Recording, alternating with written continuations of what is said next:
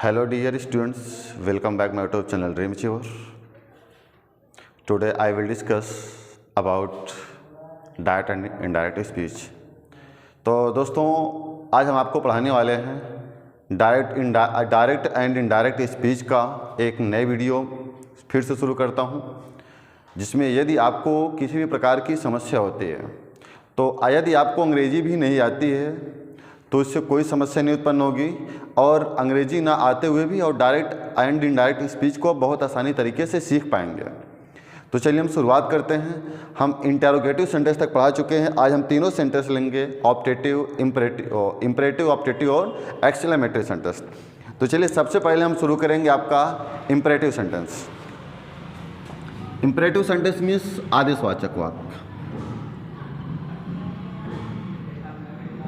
Imperative sentence means आदेशवाचक वाक्य। देखिए हम इस एक कॉन्सेप्ट पर शुरू करेंगे और वो कॉन्सेप्ट से हम पूरे अपने डायरेक्ट एंड इनडायरेक्ट स्पीच को पढ़ेंगे।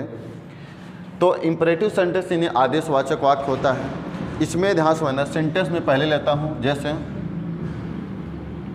The teacher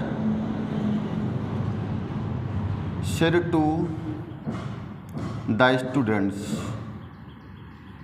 The teacher said to the students, comma, inverted comma, sit down and learn your lesson। जिससे आपको यह सेंटेंस दिया गया है, The teacher said to the students, sit down and learn your lesson। मतलब इसका ये हुआ कि अध्यापक छात्र से कहा कि सिट डाउन यानी बैठ जाओ और अपना पाठ याद करो। ध्यान देना, डायरेक्ट से इनडायरेक्ट बनाते समय जिसमें ये सेड रहता है तो वो सेंटेंस हो जाता है, यानी इन्वर्टेड कामा से बाहर वाले सेंटेंस को हम कहते हैं रिपोर्टिंग वर्ब बोलते हैं, और इसे कहते हैं रिपोर्टेड स्पीच। देखो, जो रिपोर्टेड स्पीच का सेड या सेड टू चेंज होता है वो रिपोर्टेड स्पीच के भाव के अनुसार। जो रिपोर्टिंग वर्ब का सेड या सेड टू चेंज होता है रिपोर्टेड स्पीच के भाव के अनुसार। यदि इसका भाव सिंपल कह रहा है तो ये सिंपल अकॉर्डिंग होगा। तो आप यहाँ पर देख रहे हैं कि अध्यापक छात्र से कहा कि बैठ जाओ और अपना पाठ याद करो। इसका मतलब होगा कि जो टीचर है वो स्टूडेंट को क्या करेगा, ऑर्डर करेगा, यानी कि वो क्या करेगा, आदेश देगा। तो ऐसी सिचुएशन पर सेड या सेड टू के स्थान पर यदि ऑर्डर का भाव हो तो ऑर्डर में चेंज कर देना चाहिए, ऑर्डर्ड द स्टूडेंट। नेक्स्ट, अब अगले स्टेप आता है, इस कामा और इन्वर्टेड कामा को हटाया जाएगा। यदि आप ध्यान से देखना, यदि यहाँ पर सेंटेंस यानी कि ये वर्ब से स्टार्ट हो रहा है तो इसे इन्फिनिटिव बना देंगे, अर्थात टू का, इसको जोड़ने के लिए टू का यूज करेंगे। To sit down and learn your lesson. Your किसका पार्ट था, इन स्टूडेंट का। अगर स्टूडेंट सिंगुलर नंबर है तो उसके लिए हिज का यूज करेंगे, हिज लेसन। ओके, नेक्स्ट, यदि ऐसे और सेंटेंसेस लिया जाए, मैं और ऐसे सेंटेंसेस की बात करता हूँ, ये इनडायरेक्ट रहा। जैसे डायरेक्ट स्पीच और लिया जाए, डायरेक्ट स्पीच होगा जैसे द स्टूडेंट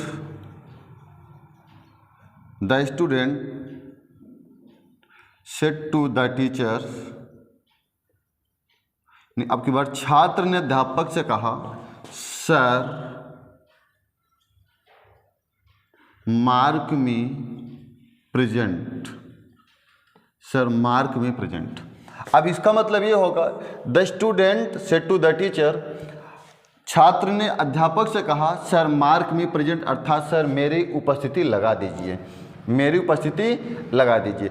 अब यहाँ पर इसका भाव ये निकल रहा है कि जो इसमें कही गई बात, जो रिपोर्टेड स्पीच में कही गई बातें हैं वो कहीं ना कहीं वो रिक्वेस्ट के भाव को प्रदर्शित कर रही हैं। तो ऐसी सिचुएशन पर जब ये रिक्वेस्ट का भाव प्रदर्शित करेगा तब ये सेड या सेड टू को हटा देते हैं। उसके स्थान पर रिक्वेस्टेड का यूज करेंगे डायरेक्ट से इनडायरेक्ट बनाते समय। जैसे द स्टूडेंट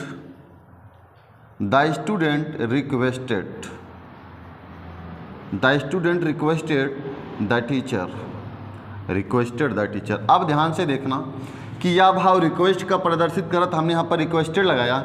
इसमें रिपोर्टेड स्पीच का भाव ये आदेश को प्रदर्शित कर रहा था तो हमने ऑर्डर्ड को लगाया। और यदि यहाँ पर जो चीज़ें प्रदर्शित करेगा, रिप्रेजेंट करेगा, वही आपको यहाँ पर लगाना है। अब यहाँ पर देखना, यदि यहाँ पर कोई रिगार्डेड वर्ड आता है, सर, प्लीज़, काइंडली, तो ये सब चीज़ों को हटा देंगे और हटाने के बाद फिर से यहाँ पर आपको एक वर्ब मिल जाएगा और इस वर्ब मिल जाएगा तो इसे इन्फिनिटिव बनाने के लिए कामा, इनवर्टेड कामा को हटाकर कंजक्शन के रूप में दैट और टू लगाएंगे, फिर यहाँ पर लिखेंगे मार्क। ध्यान समझना है, स्टूडेंट ने अध्यापक से कहा कि मार्क मी प्रेजेंट, अर्थात मेरी उपस्थिति लगा दो। तो उपस्थिति किसकी होगी? ये मी फर्स्ट पर्सन है, किसके अनुसार? स्टूडेंट। तो फर्स्ट पर्सन सब्जेक्ट के अनुसार, सब्जेक्ट यहाँ पर स्टूडेंट है, तो यहाँ पर क्या हो, स्टूडेंट के लिए हिम हो जाएगा, हिम प्रेजेंट। ओके, यहाँ पर समझना, एक बार मैं फिर से एक बार रिवाइज कराना चाहता हूँ। आई वी, क्या यहाँ पर क्लियर है, दिख रहा है? देखिए, फर्स्ट पर्सन हल्का दिखे, फिर कोई दिक्कत नहीं। फर्स्ट पर्सन आई और वी होता है और सेकंड पर्सन यू होता है और थर्ड पर्सन को ध्यान नहीं देना है। अब यहाँ पर देखो, डायरेक्ट से इनडायरेक्ट बनाने के लिए सन बटा 123 का यूज। मैं हर बार इसको बताता हूँ, ये सन जो है वो रिपोर्टिंग वर्ब है, वो रिपोर्टिंग वर्ब का हिस्सा है और ये 123 रिपोर्टेड स्पीच का हिस्सा है। रिपोर्टेड ये स्पीच का हिस्सा है। ओके, अब ध्यान देखना, यदि रिपोर्टेड स्पीच में, ये रिपोर्टेड स्पीच है, यदि रिपोर्टेड स्पीच में फर्स्ट पर्सन कहीं पर यूज हुआ है तो बदलेगा सब्जेक्ट के अकॉर्डिंग। सब्जेक्ट किसका होना चाहिए? रिपोर्टिंग वर्ब का। यदि इसमें सेकंड पर्सन है तो सेकंड पर्सन ऑब्जेक्ट के अनुसार बदलेगा और थर्ड पर्सन नो चेंज, इसलिए मैंने यहाँ पर थर्ड पर्सन का नाम निशानी नहीं दिया। ओके, ठीक इसी प्रकार से एक हम और सेंटेंस लेते हैं, उस सेंटेंस पर बात करते हैं। जैसे ये डायरेक्ट स्पीच है,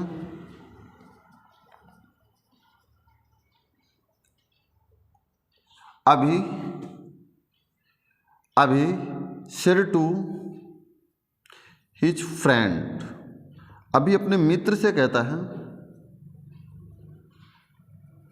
प्लीज सॉल्व माय प्रॉब्लम,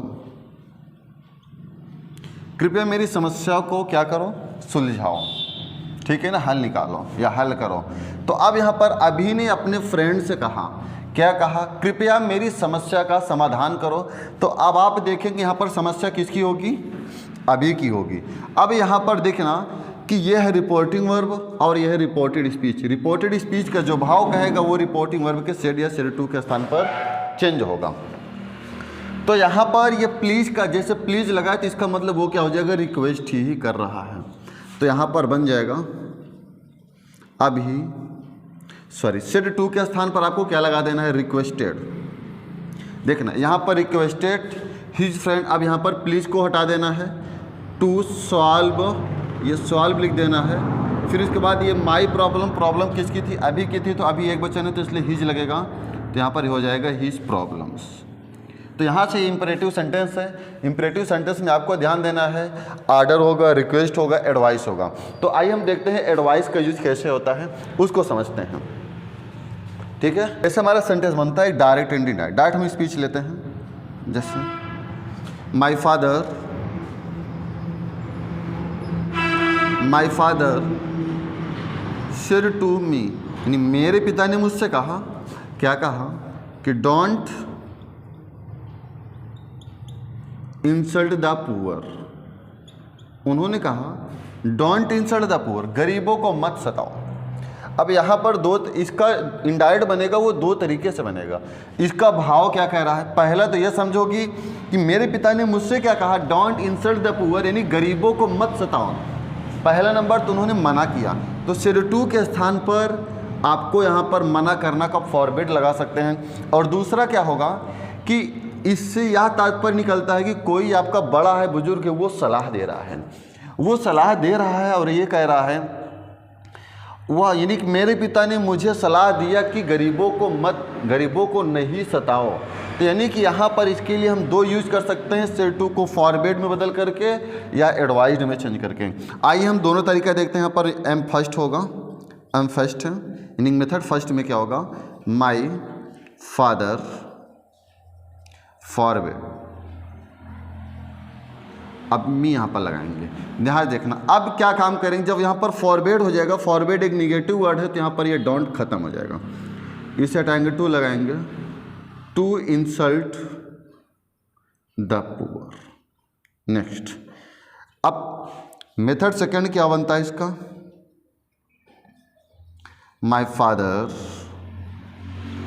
अब यहाँ पर सिर्फ टू के स्थान पर करेंगे एडवाइस, यदि आप एडवाइज्ड करेंगे एडवाइज्ड हो जाएगा, एडवाइज्ड में। अब इस बात को ध्यान देंगे, इस डोंट का मतलब यहाँ पर डू नॉट होता है, ये तो डू तो नहीं रहेगा। अगर हम टू लगाकर नॉट लगाएंगे तो नॉट को इन्फिनेटिव नहीं होता है, इसलिए पहले आप नॉट लगा देना, फिर टू लगाकर, यानी इन्फिनेटिव को इसे बनाना है, to insult the poor. I hope friends यहाँ तक आपको समझ में आ रहा होगा। देखिए मैं बोला था इसी सेंटेंस में आप, यानी कि इसी एक वीडियो में तीनों सेंटेंस खत्म कर दूंगा। आई होप यहाँ तक समझ में आया होगा।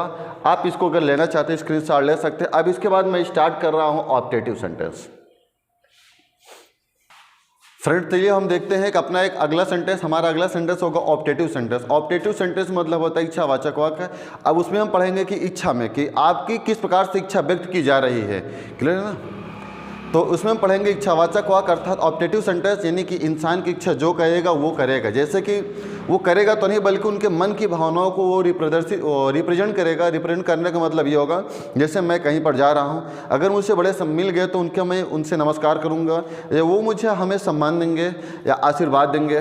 तो इस प्रकार से ऐसे सेंटेंसेस होंगे। तो मैंने शुरू में ही बता चुका हूँ कि रिपोर्टिंग वर्ब से कुछ नहीं होता, सारा सेंटेंस का माहौल निकलता है रिपोर्टेड वर्ब, रिपोर्टेड स्पीच से। आइए हम शुरू करते हैं optative sentence.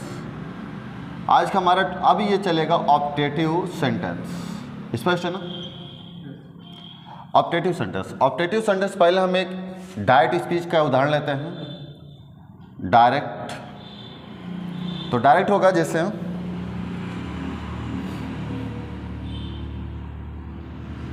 He said to me, उसने मुझसे कहा, may you make spelling MAY, may you live long, ध्यान से समझना, may you live long।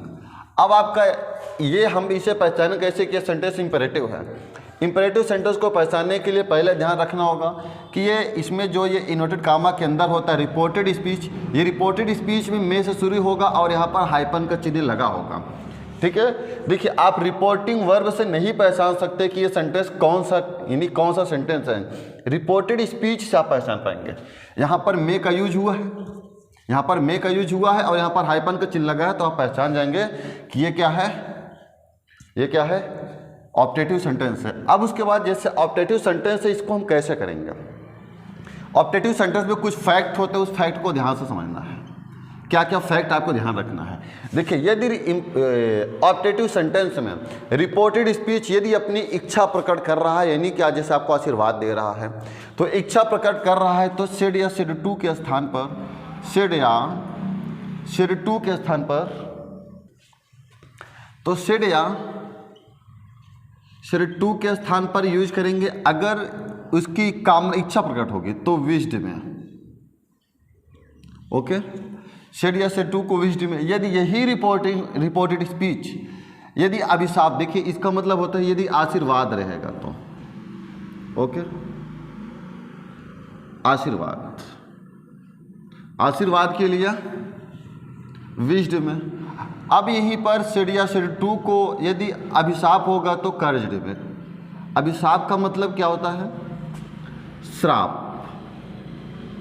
श्राप यानी कि अभिशाप। और यदि विनती की बात की जाएगी, प्रार्थना होगा, तो सेड या सेड टू को किस में प्रदर्शित करेंगे, चेंज करेंगे, प्रेड में, यानी कि प्रार्थना। इस प्रकार से बातें आएंगी। इसका हम 3 पढ़ने के बाद फिर आगे और पढ़ेंगे। अब देखना और ध्यान देखना, डायरेक्ट से जब इनडायरेक्ट बनाएंगे तो यहाँ पर इसे हटाएंगे, यानी कंजक्शन को हटाएंगे, उसके बाद यहाँ पर दैट का यूज करेंगे। और इस सेंटेंस को सिंपल बनाएंगे तो जो मे है, इस मे को माइट में चेंज कर देंगे, तो ये यहाँ पर इसके बाद यहाँ पर आ जाएगा।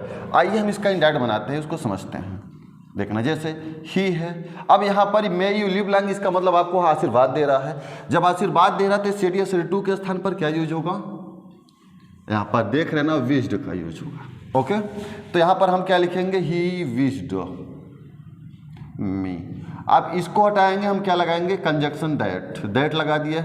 अब यहाँ पर ये इधर आएगा तो ये सब्जेक्ट है, यू सेकंड पर्सन। अब सेकंड पर्सन किसके अनुसार बदलेगा, ऑब्जेक्ट। यहाँ पर मी है तो इसका ये सब्जेक्टिव केस आई होगा, और ये मे किस में चेंज हो जाएगा, माइट में, MIGHT, might live long. Okay, आइए हम एक दूसरा डायरेक्ट स्पीच लेते हैं और वहाँ से समझने का प्रयास करते हैं। तो जैसे यहाँ पर क्या हुआ, my teacher share to me, share to me. मेरे टीचर ने मुझसे कहा, मेरे टीचर ने मुझसे क्या कहा, कहा कि मैं you all get prosperity, may you all get prosperity in your life. चलो मैं यही समाप्त करता हूँ बस। अब यहाँ से समझना है कि आपको समझना कैसे है कि ये सेंटेंस कैसा है। तो पहले नंबर यहाँ पर मे से स्टार्ट हुआ, और यहाँ पर मे से स्टार्ट होने के बाद क्वेश्चन मार्क नहीं है। अगर क्वेश्चन मार्क होगा तब इंटेरोगेटिव हो जाएगा, ध्यान देना। मे से स्टार्ट होगा और यहाँ पर ये हाइपन का चिन्ह रहेगा, तो आपको समझ लेना है कि ये सेंटेंस ऑप्टेटिव का है। जब ऑप्टेटिव का है तो फिर देखना, मे यू ऑल गेट प्रॉस्पेरिटी, तुम सभी समृद्धशाली बनो, ठीक है ना, समृद्धि प्राप्त करो। इसका मतलब वो क्या कर रहा है, आशीर्वाद दे रहा है, ठीक है।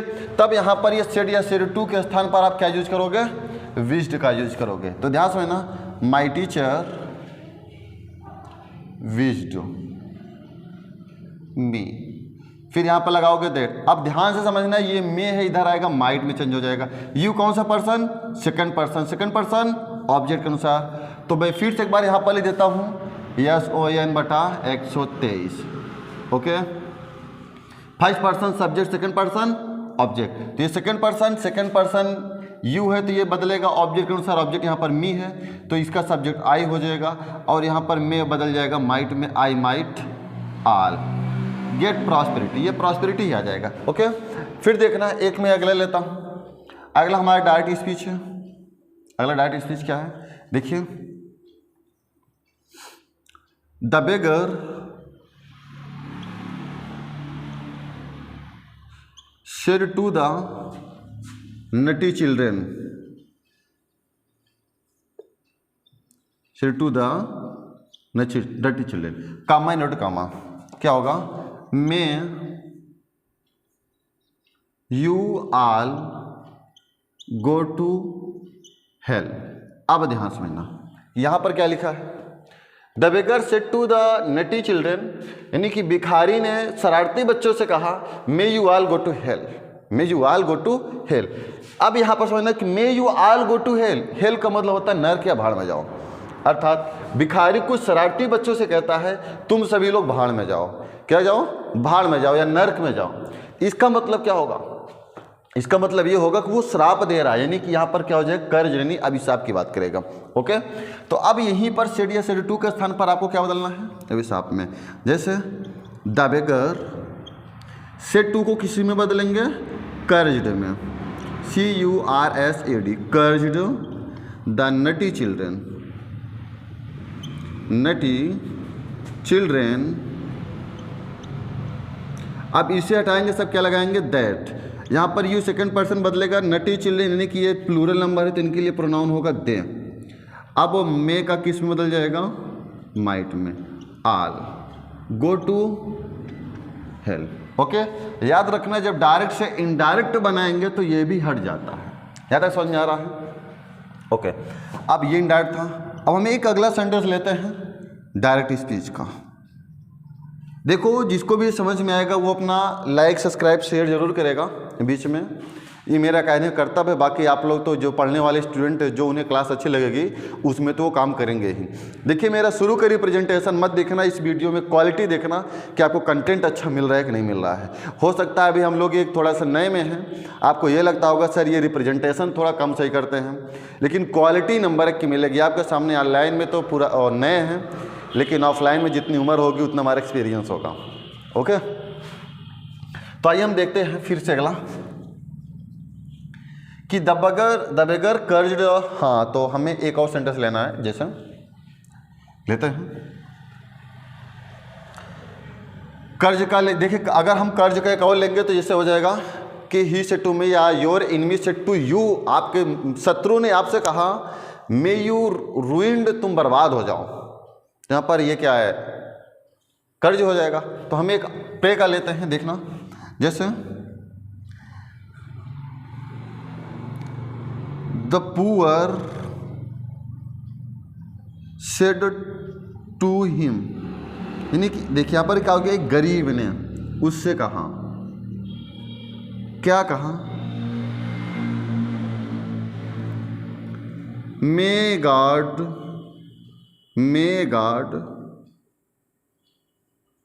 Help me.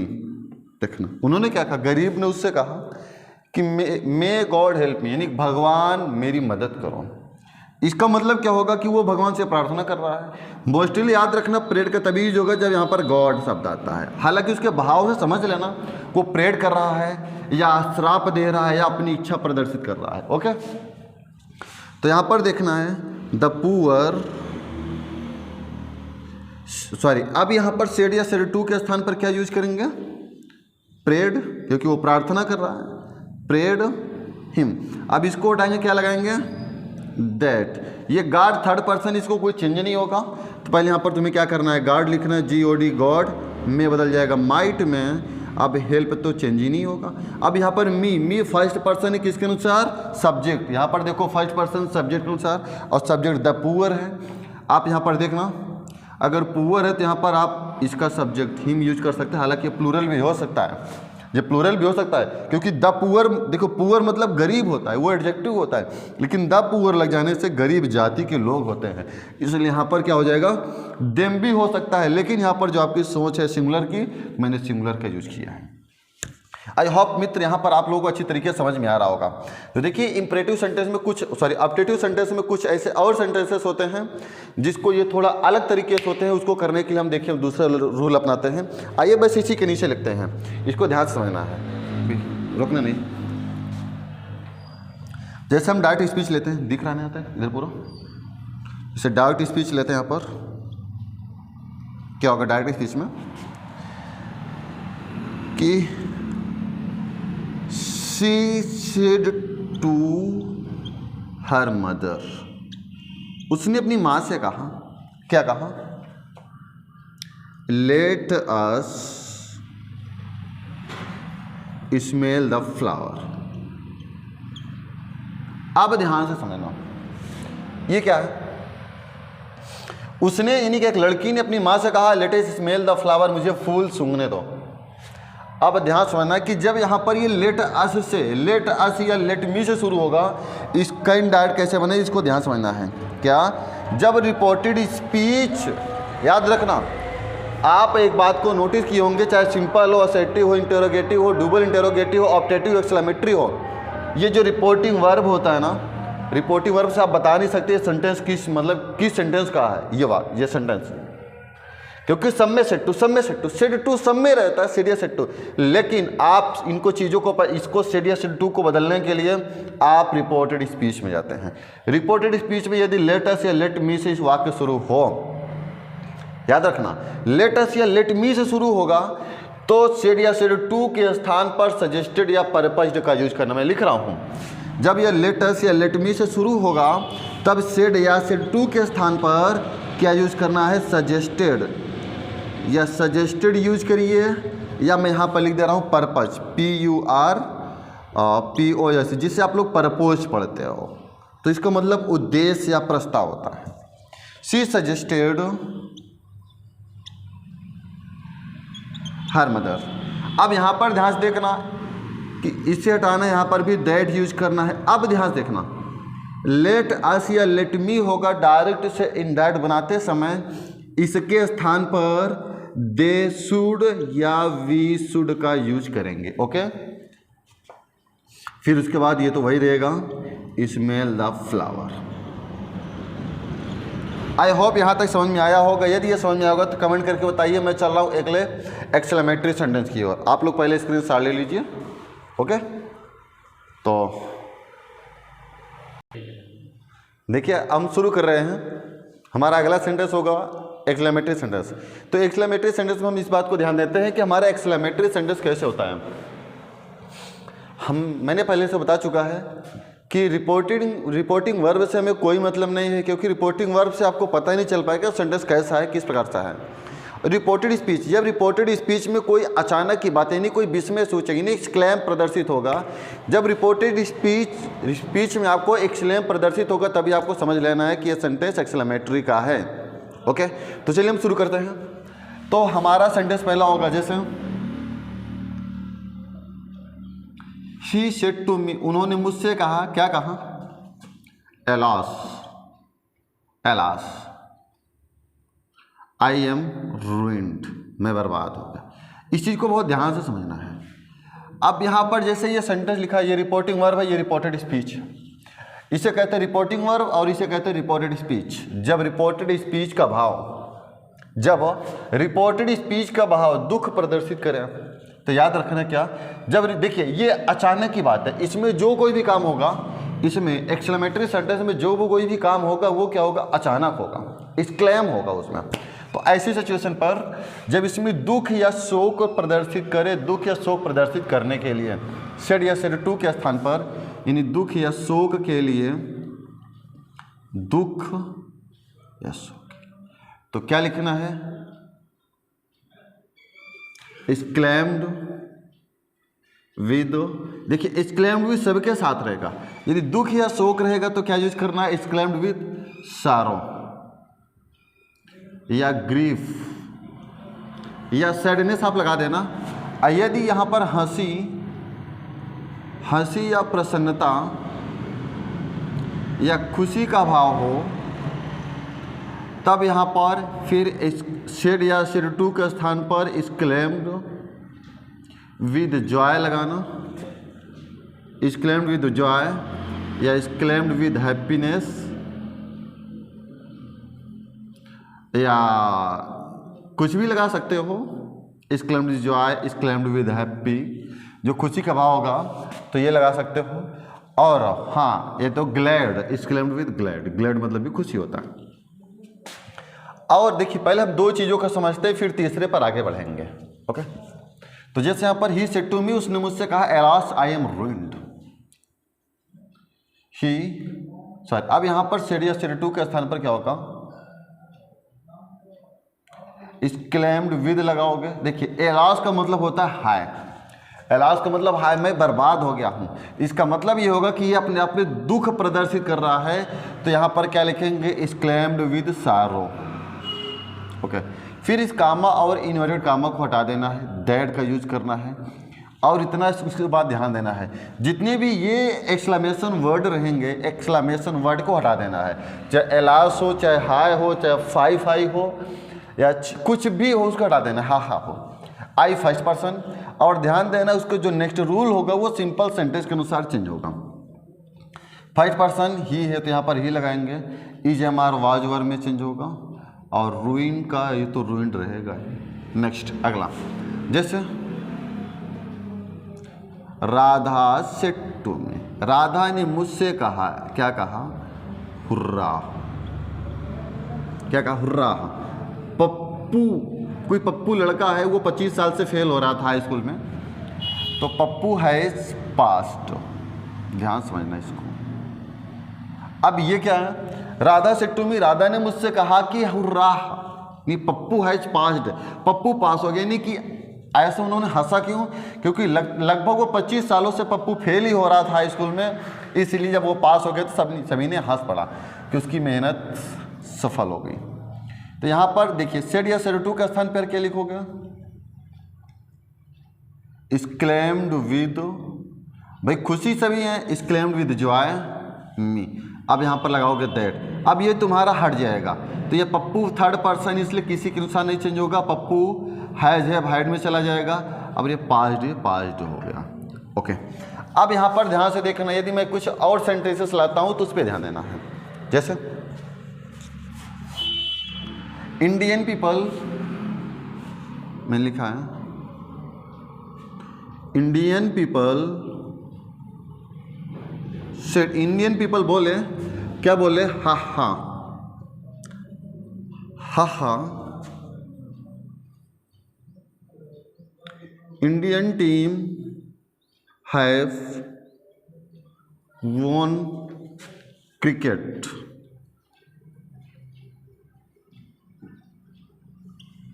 नाउ यहाँ पर टुडे के स्थान पे मैं नाउ लिखता हूँ, ज़्यादा अच्छा रहेगा। ओके, आप ध्यान सुनना। भारतीय लोग यानी भारतीय the Indian people said, Indian people ने कहा ha ha India has won the match to the Pakistan, यानी पाकिस्तान से इंडिया मैच जीत चुकी है। ऐसी सिचुएशन पर यहाँ पर हा का मतलब ये खुशी से प्रदर्शित हो रहा है, तो अब यहाँ पर क्या यूज करेंगे, इंडियन पीपल। अब सेड के स्थान पर क्या होगा, एक्सक्लेम्ड विद जॉय, खुशी का भाव है, दैट लगाएंगे। अब इंडियन ये थर्ड पर्सन है, यानी कि भारतीय, सॉरी मैंने टीम नहीं लिखा, क्या कोई दिक्कत नहीं है, यहाँ पर भारतीय टीम होना चाहिए। Team had won cricket now then में। नेक्स्ट, अब ध्यान रखना, मैं एक सेंटेंस हो लेता हूँ, फिर उसके बाद कहानी समाप्त करता हूँ, फिर आगे हम और अच्छे से बात करेंगे। जैसे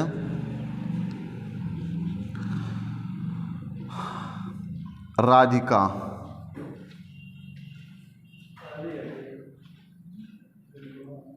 Radhika said to me, Radhika ने मुझसे कहा, क्या कहा, what a beautiful flower,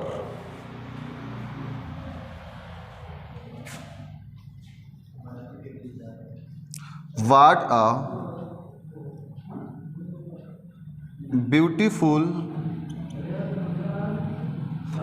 a beautiful flower this is.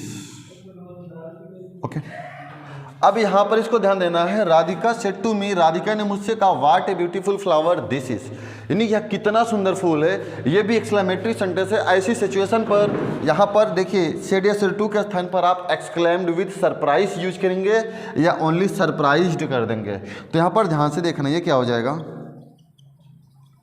Radhika surprised मी। अब यहाँ पर दैट लगाएंगे। अब जरा इस चीज़ को विशेष रूप से समझना है, क्या है, व्हाट ए ब्यूटीफुल फ्लावर को व्हाट अ के स्थान पर यहाँ पर अ वेरी लगा देना है बस। ओके, तो यहाँ पर ये लिखना है, this was a very beautiful flower. Okay, तो यहाँ पर मेरे मित्र, आपको यहाँ पर समझ में आ रहा होगा, मुझे उम्मीद है समझ में आ रहा होगा। पहले आप एक बार टेक द स्क्रीनशॉट, फिर मैं बात करता हूँ। देखिए, मैं डायरेक्ट इनडायरेक्ट समाप्त कर चुका हूँ। यदि आपको और बड़े डायरेक्ट इनडायरेक्ट का यानी पैसेज में चाहिए, आप कमेंट करके बताइए, मैं पैसेज पढ़ाऊँगा जो आज तक और अभी तक कोई आपको नहीं पढ़ाया होगा। ओके, अब हम शुरुआत करेंगे नेक्स्ट अपने अगले वीडियो में ट्रांसफॉर्मेशन पढ़ेंगे, change into simple sentence, change into compound and change into complex sentence. तो मित्र, यदि आपको ये क्लास अच्छी लगे तो मैं यही कहना चाहता हूँ कि लाइक, सब्सक्राइब और शेयर जरूर करें। और thank you so much for watching this video.